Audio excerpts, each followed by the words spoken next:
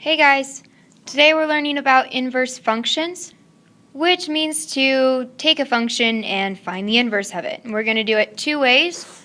We're going to do it by graph and we're going to do it by an equation. And then the last thing we're going to do is we're going to verify that the inverse is a function.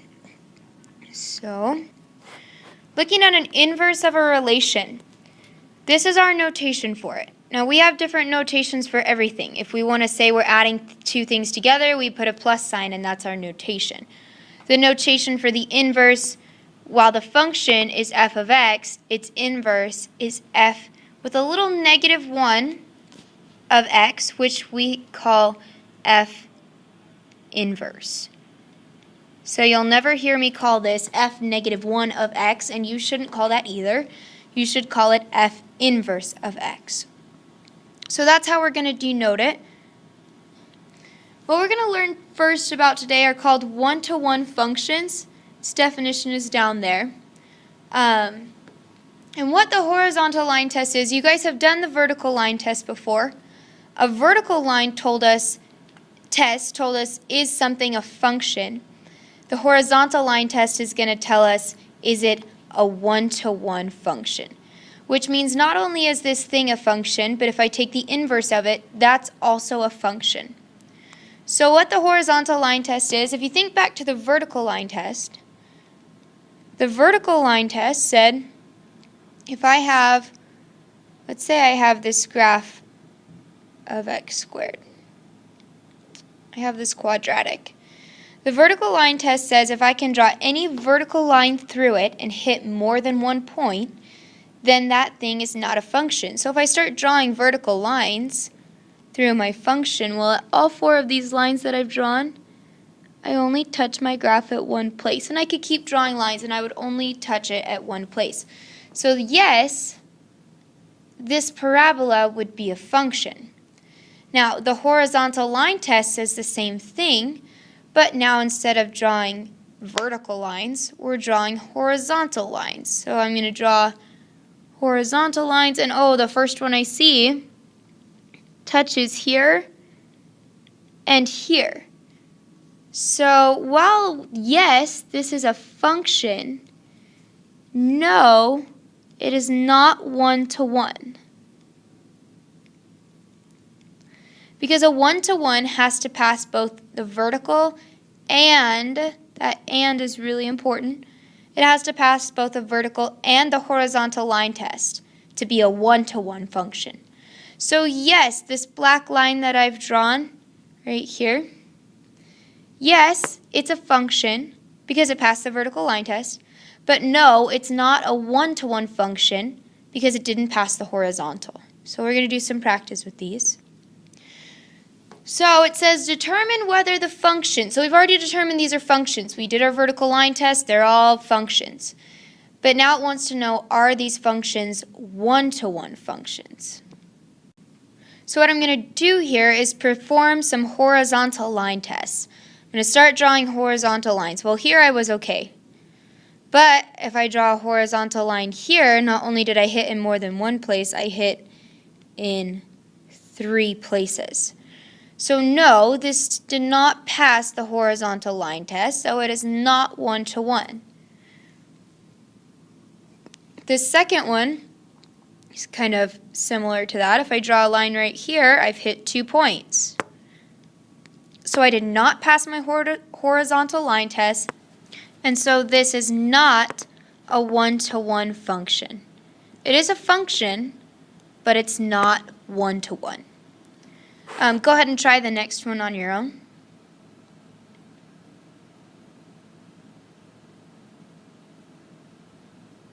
Okay, that shouldn't have taken you too long if I'm drawing horizontal lines. I see that every horizontal line I draw, I'm only crossing in one place. So yes, this is one-to-one. It's a function, but not just that, it's a one-to-one function.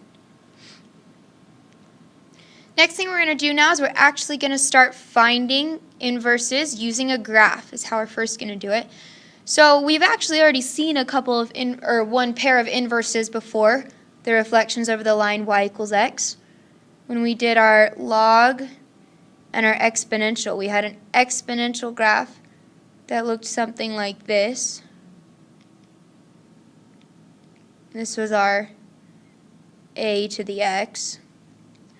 And then we had our log graph that looked something like this. This was log base a of x. Now I can draw a line. This is my line y equals x.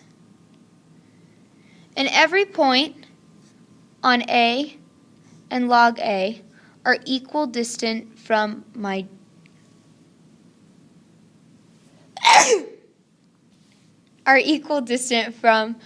black dotted line. I've got a distance here that matches the distance here. And I can say this for every point in my line. That's what it means to be an inverse graphically, is to reflect over the line y equals x, this black dotted line right here. So here we've got two lines, f of x equals 6 minus 2x, and g of x equals 6 minus x divided by 2. It wants us to show that they're inverses graphically, which means that they are reflected over the line y equals x. So you can see here, and I'm going to go over it really quick. This is our inverse line. This is the line y equals x. So if these are inverses, every point on one line should be equidistant from the other line. Now, the line that I'm tracing over in blue, so this line right here, I don't care if it's dotted or not, that is g of x. The line that I'm now tracing over in red, that is f of x. Make sure you label these on your own notes so when you're going back to look at them, you know what to look for. So that's g of x and f of x. Now, if I look on my line here, I've got f of x has the point 1, 4. That's what it says. So if I go over 1 and up 4, I can see that point is happening right there. My dot's a little big, but that's where it's happening, at 1, 4. Which means if g of x was the inverse, those coordinates should just be switched, and I should have a point g of x at 4, 1. If I look on my graph, if I go over 4 and up 1, that's true. So that point was verified. Because 1, 4 on f of x was 4, 1 on g of x. Now I'm going to keep doing this. I'm looking for 3, 0. So I would go over 3 and up 0. And I've got that on my red graph, which means on my blue graph, I should have 0, 3. And if I go right and left 0 but up 3, I also have that on my graph. So that one was checked also. You could do the same thing with this other one. I should have 4, negative 2. And when I go right 4 and down 2, I've got a point there. And then when I go left 2, up 4, get to my g of x point. If I go left 2 and up 4, then I've got that point right there. So we verified all 3 of these points that we picked. This is how you're going to show that something's an inverse graphically. You're going to pick a few points, and you're going to say, well, if this point is on f of x, then this point should be on g of x. If ever you find one that isn't, then those two things would not be inverses graphically.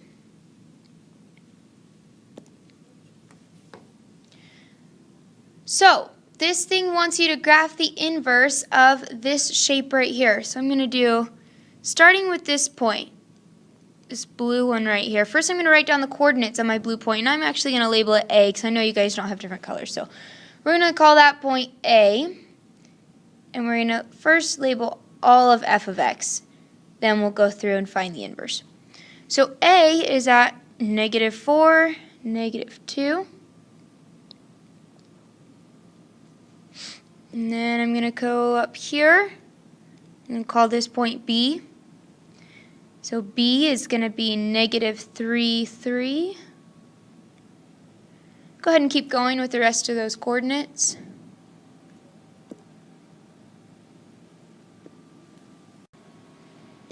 Now I'm going to go to point, I'm going to call this one point C. Sorry, that's kind of hard to see those coordinates. That is at 1, -1. I know you guys know how to write coordinates. Orange, I'm going to use for point D. And that would make D at 3, 0. And I forgot to label this point C. And that point D.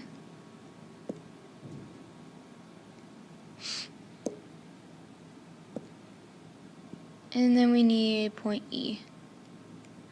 And point E is at 4, 4. Okay, so now to find F inverse, make sure you're actually getting used to using that notation. The F with the little -1 that we call F inverse of X.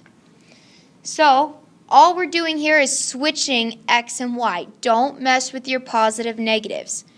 Those don't change. The only thing that changes is the positioning of them. So now my new A will be at -2, -4.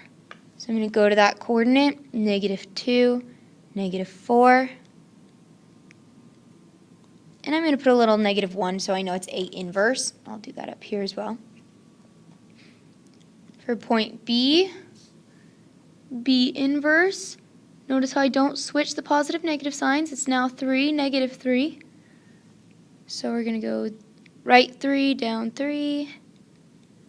This is point B, B inverse. Go ahead and keep going on that.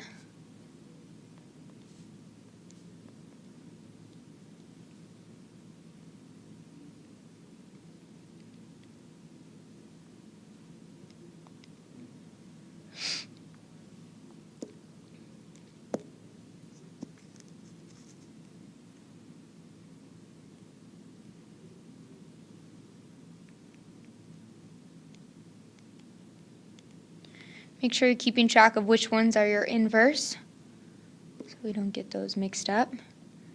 Which ones are your originals. Now when I get to E inverse, it was already 4, 4, so to switch it, it's still at 4, 4. So E and E prime are going to be, or E inverse, are going to be in the same place, which is okay. Now to actually graph my line, I'm going to just connect those points, making sure I do it in the same order. I went A, B, C, D, E, so I need to go from A to B to C to D to E. And that thicker black line, that's what your inverse graph should look like.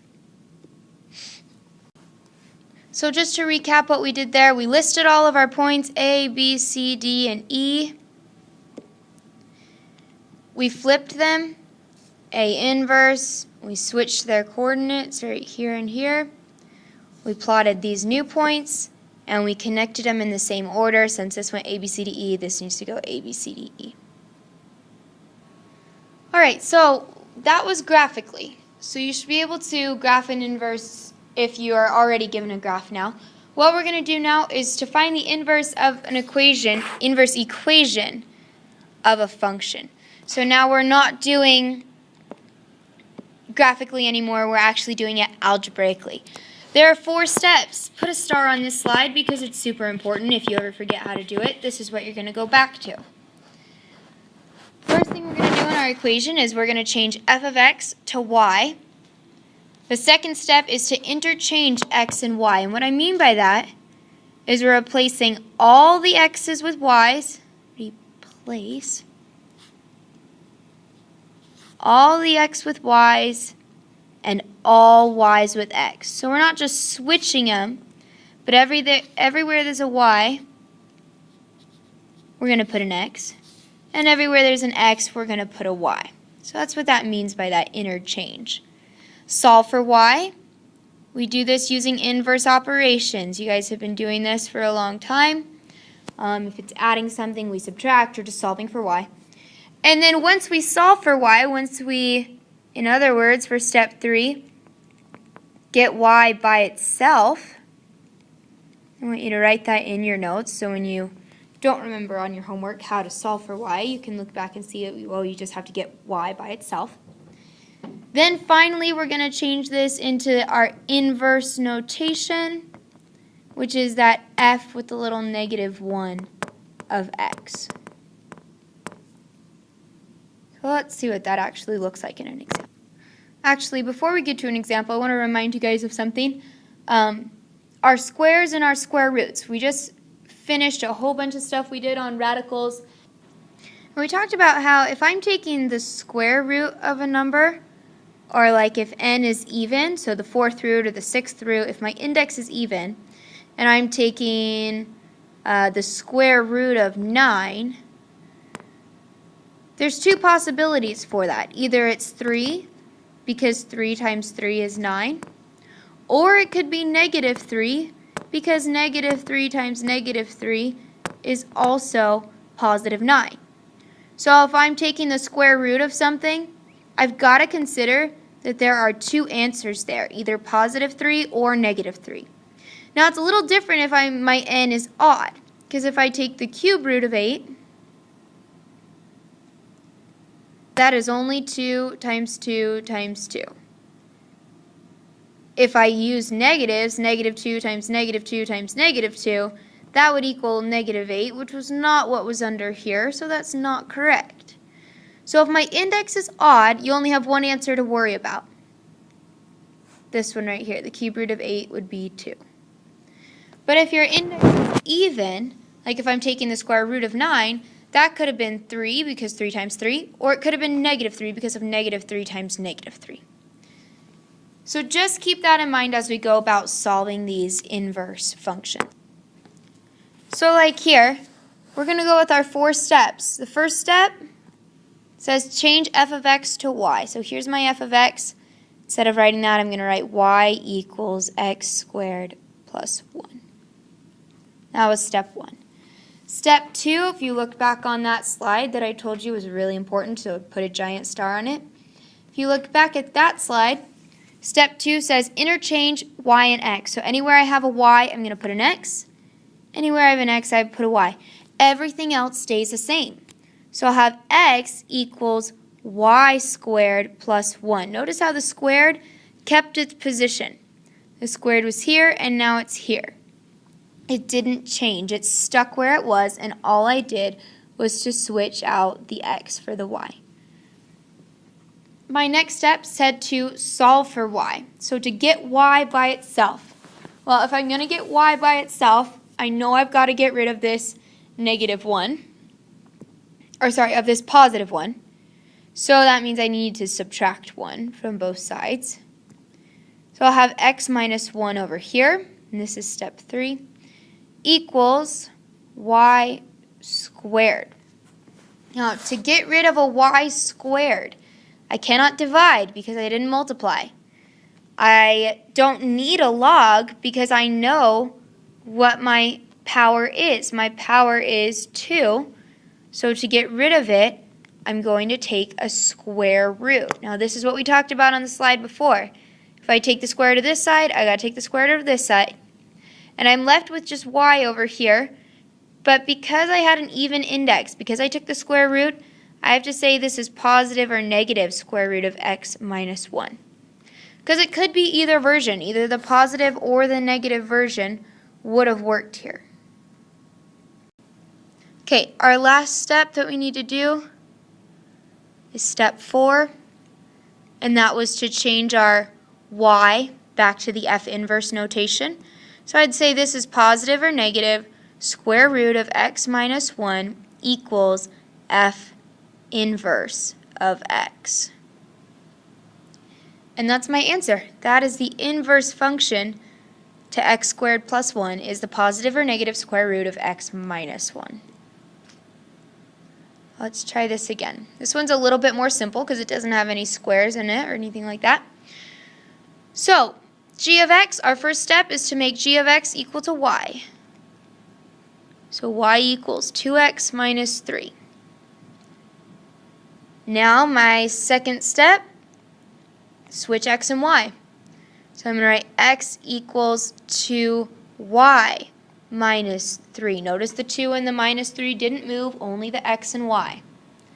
My third step is to solve for y, which means get y all by itself. So I know I'm going to have to add 3. So I get x plus 3 equals 2y. And then finally I'm going to have to divide by 2 since it's 2 times y. So I end up with x plus 3 over 2 equals y. And then my final step is to make y into the F inverse notation. It does not matter what side of the equal sign this is. You can put it on either one. But since you're more used to seeing it on the right side, I'll put it over there. Either way is right, whether you put it over here or over here. It's still correct. And that is how you find the inverse algebraically. Alright, I'm going to show you a couple more examples because I'm not there. I want to make sure you get everything that you need. And then you should be able to work through the rest of this note packet. These ones can get a little tricky, the ones we have on this slide, because we've got stuff like x cubes and cube roots of x, so things can get just a little different, but we're still going to use the same process to solve them. Those 4 steps from the slide I told you were really important, they're really important. So, first of all, I'm going to change h of x to y. The better you get at this, the more steps you can do at once, but please, for right now, do each step individually. For 2, I'm going to switch x and y, so I'll have x equals 2y cubed plus 3. Don't get confused by this 2, it's just showing step 2. Step 3 says to get y by itself. So I got to take care of all my adding and subtracting first. First I'm going to subtract 3. So I get x minus 3 equals 2y cubed. Now, before I do anything with the cubed, I have got to get rid of my division first. Because the 2 isn't being cubed, so I can't cube root this entire thing, because that's not accurate to what's going on. Only the y is being cubed. So I can't take the cube root quite yet. I've got to get rid of that 2 first.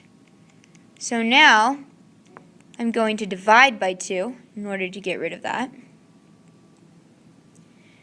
So I'm left with, out of paper here, x minus 3 over 2 equals y cubed. Now at this point, now I take the cube root in order to be able to figure out what y is. Again, I don't need a log here because I know what the power is. The power is 3, so I just take the cube root.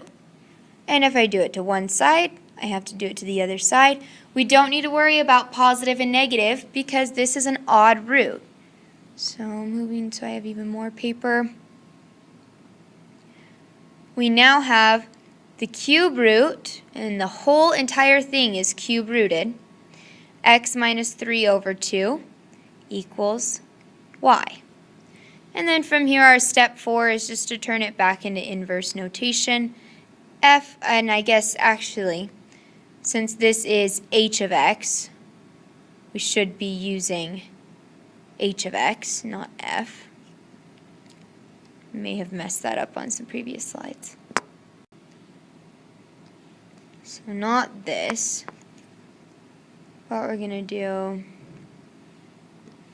h inverse of x equals the cube root of x minus 3 over 2. And that is your final answer. That is the inverse of h of x. Okay, so I'm going to have to come back up to the top here, ignore what's going on the left side, and we're going to do this g of x example. First thing I'm going to do is switch g of x to y equals the cube root of x minus 3. Now I'm going to switch x and y, so I'll have x equals the cube root of y minus 3. So this was step 1 and step 2, just like that. Now I'm going to go for step 3. Step 3 is really where you do the hard work. You're going to add 3 to both sides. So I've got x plus 3. Step 3. X plus 3 equals the cube root of y. Now, in order to get rid of a cube root, how do I do it? Well, all our cubes, I was taking the cube root. Now that I have the cube root, I'm going to cube it. And as I go to cube the other side, I need to cube this entire quantity, not just the x or not just the 3, but both of them. So I'm going to put parentheses around my x plus 3 to show that they're both being cubed, not just the x or the 3. So then I would have x plus 3 cubed equals y. And now from here,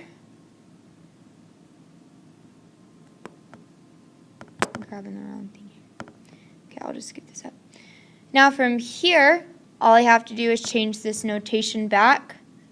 X plus 3 cubed equals, since I had g, it'll be g inverse of x.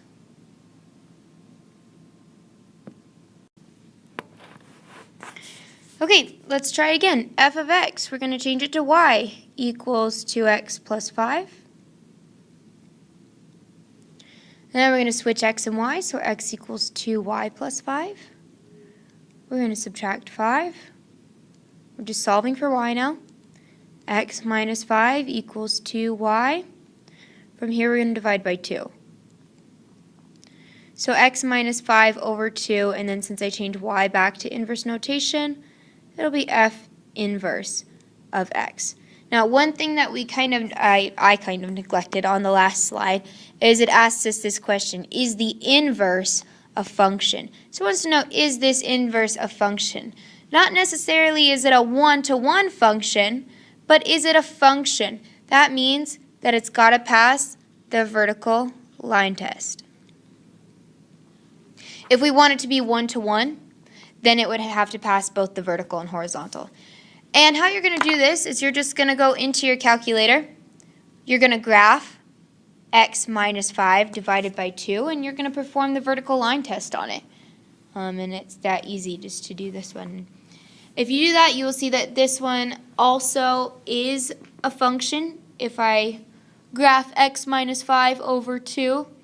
Now, as you put this into your calculator, especially if you've got an older model, you need to make sure that you're doing x minus 5 in parentheses, so I know those things are together in the numerator, divided by 2, so I know that's by itself in the denominator. So you'll go to your y equals screen, you'll put x minus 5 in parentheses, divided by 2, hit graph, and then see, does this new thing pass the vertical line test or not? Okay, so going back to our next example, we've got g of x equals this thing. I'm going to change g of x to y equals the square root of x minus 7. Now at this, and then of course I've got to switch x and y. So I've got x equals square root of y minus 7. Now at this point I need to ask myself, okay, what do I do next? And it's really easy to think, oh, add 7. But I can't add 7 just yet. And the reason is that right now 7 is trapped under the square root.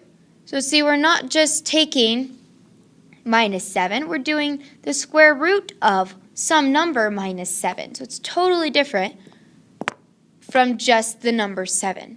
So before I can actually add 7 to get rid of it, before I've got to get rid of the square root, which we know we're going to do by squaring it and squaring the other side. So I get x squared equals y minus 7. At this point, our 7 is now free of the square root. It's out on its own now.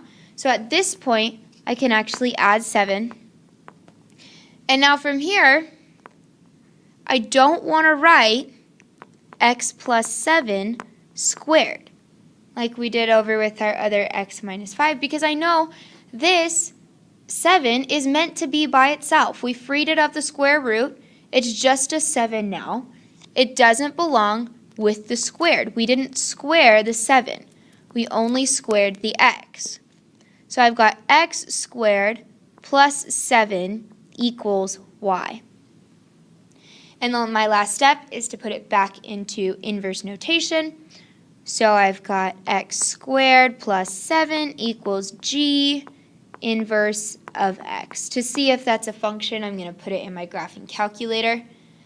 And I'm going to see, does this pass just the vertical? Because it does not ask, is it a one-to-one function? It asks, is the inverse a function? So go ahead and give you some time to do that. If you'll pause the video at this point so you can figure out on your calculator, is this thing a function when I find the inverse of it? Okay, so here I've got some more inverses I'm taking. I'm going to make f of x y equals the square root of 2x minus 3. As I switch my x and y, the square root doesn't change, the 2 and the 3 don't change. All I do is change x and y. So x equals the square root of 2y minus 3. Now I'm going to start to solve. Now again, we see our negative 3. We can't add 3 yet because it's still trapped under the square root. First, I've got to get rid of that square root. So I square this side, I square this side, and I get x squared equals 2y minus 3. Now from here, now my 3 is free, so I'm going to add 3. So I get x squared plus 3 equals 2y, and then finally I'm going to divide by 2.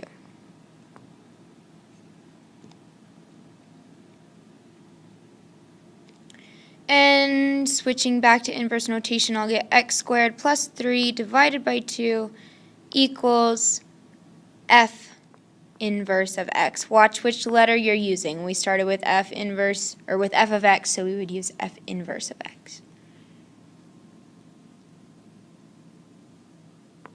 Go ahead and get a head start on g of x.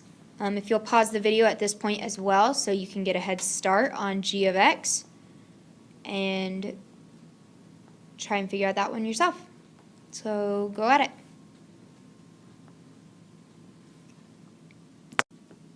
Okay, so from here, you can do this in as many steps as you like. The more steps you show, the more likely you are to get it right. So we're going to change this to y.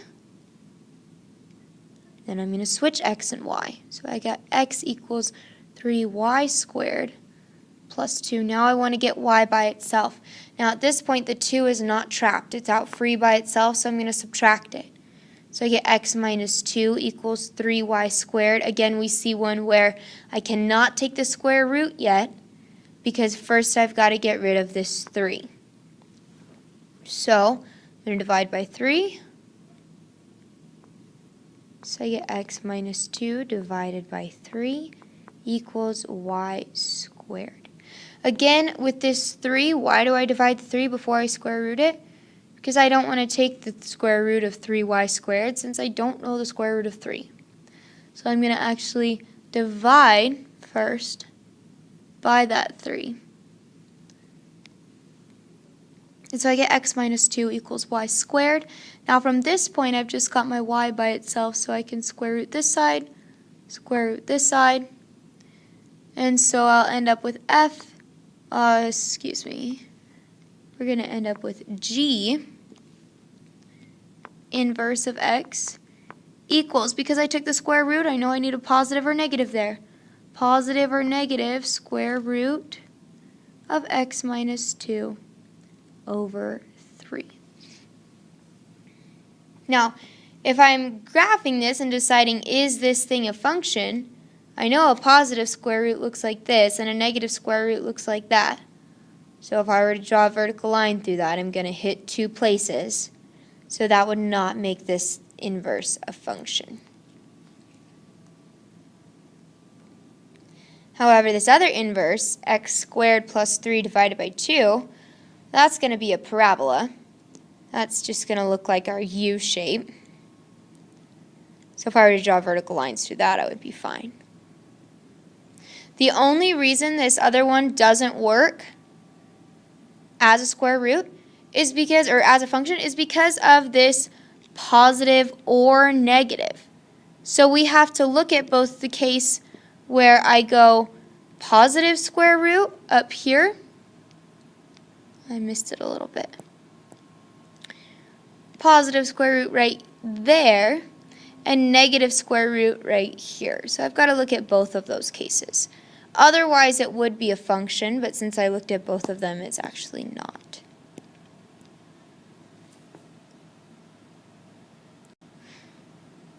This next slide, I just want you to actually do these yourself, and then we will check them.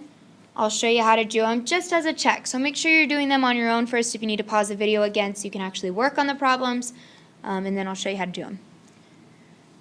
So in doing these, f of x is y equals x plus 3 squared. I'm going to switch them.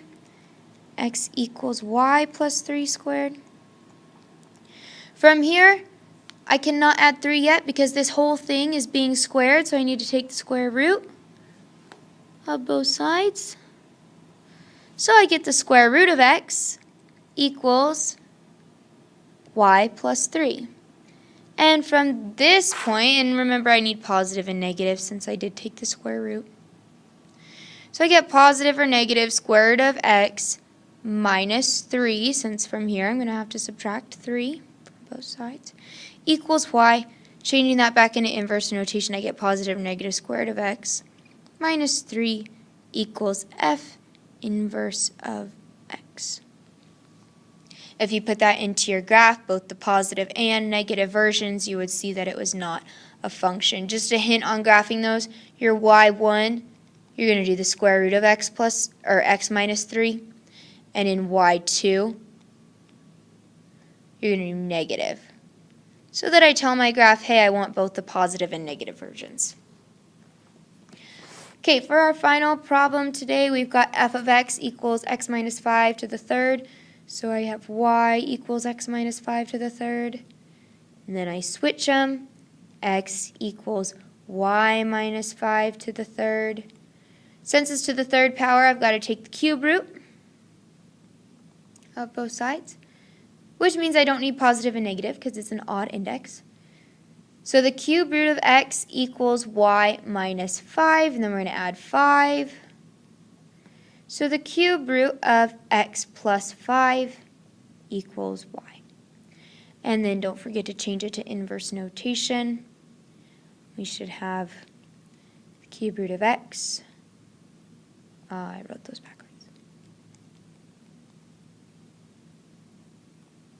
The cube root of x plus 5 equals, what letter do we have up there? F. F inverse of x. The cube root of x graph looks like our cubic root flower, if you remember that from way back when. Just scooted up 5. So it looks something like this. And as many vertical lines as I draw through that, I'm never going to hit the graph twice. So this would be a function.